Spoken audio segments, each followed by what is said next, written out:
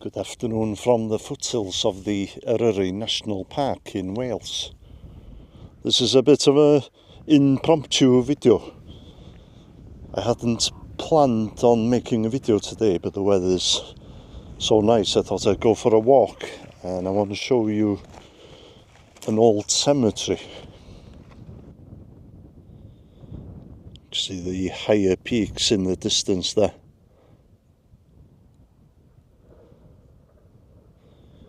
And just to your left you can see the village or the small town of Bethesda. Just above the town you can see the Carneddau mountain range. So I name some of the peaks for you.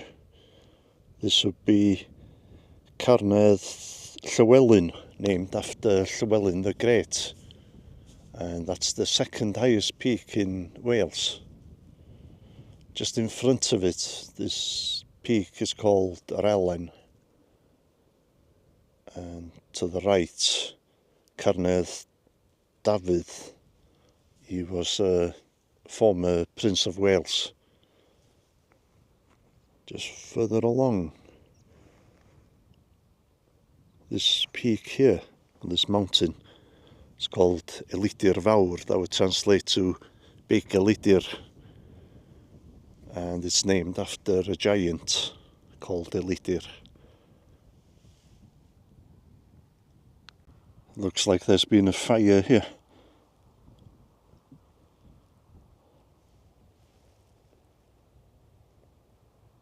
Okay, I'll make my way to the churchyard of St Anne's, which is about 2 miles away from here.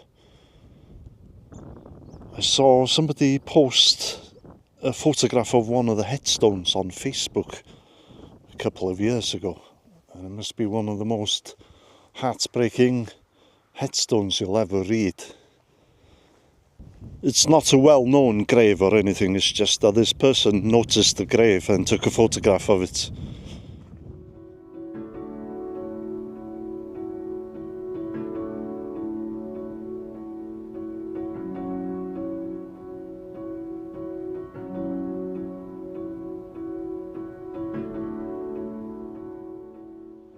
Got the Church of St Anne's here, and the cemetery is just along here. The cemetery's still in use, but it looks like the old part is overgrown.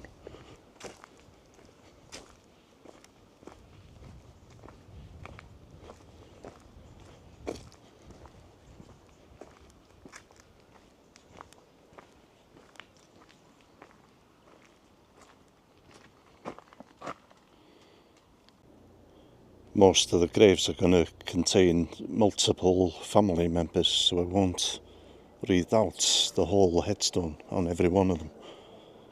In memory of Eileen, daughter of John and Mary Owens, Saddest Grave, the one who died July 1867 at the age of 21. I don't think it's going to be easy to find the grave that I'm looking for, but we'll give it a go.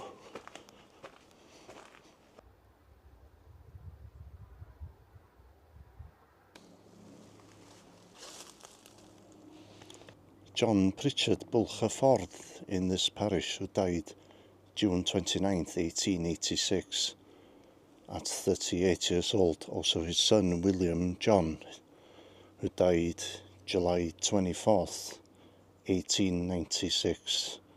That's 22 years old. Also Ellen Pritchard, who died August 19th, 1929 at the age of 77.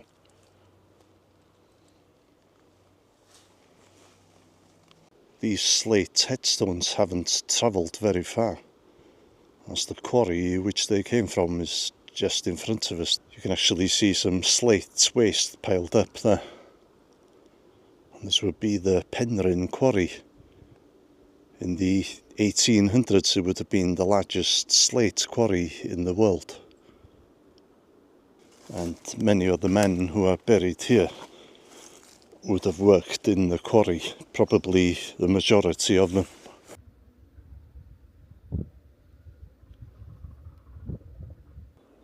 This is the newest part of the cemetery, although many of the graves seem to date from the 1920s.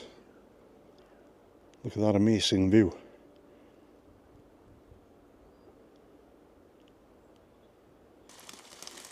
This person died in 1895, but the paint is still on the lettering on this one.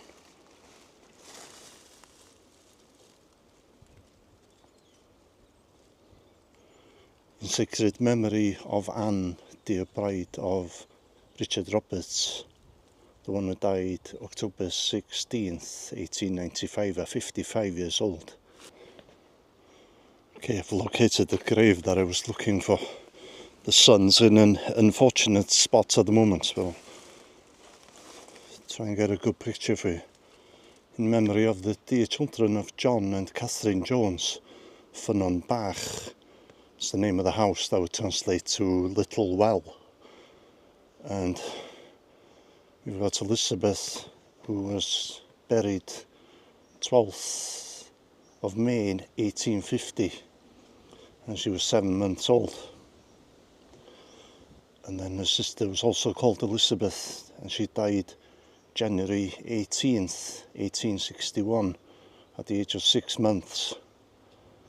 And then we've got twins, Richard and Dan, and they were buried March 3rd, 1864, at 3 days old. Then Richard was buried April 27th, 1866, at 9 months old. Edward died July 22nd, 1869, at 4 months old. Thomas, who died December 18th, 1869, at 2 days old. And then, sorry, I'm struggling to see the name here.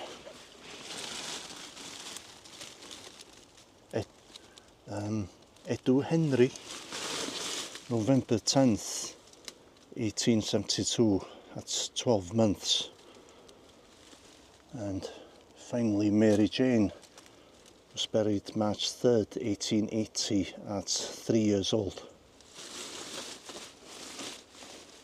So 9 children who all died before the parents. I'll try and translate this at the bottom for you. It won't be a perfect translation, but you'll get the meaning. Heavy was the day that the youth died, but without complaining we should live. Early they went to rest, to paradise with God. God who gave and God who took away.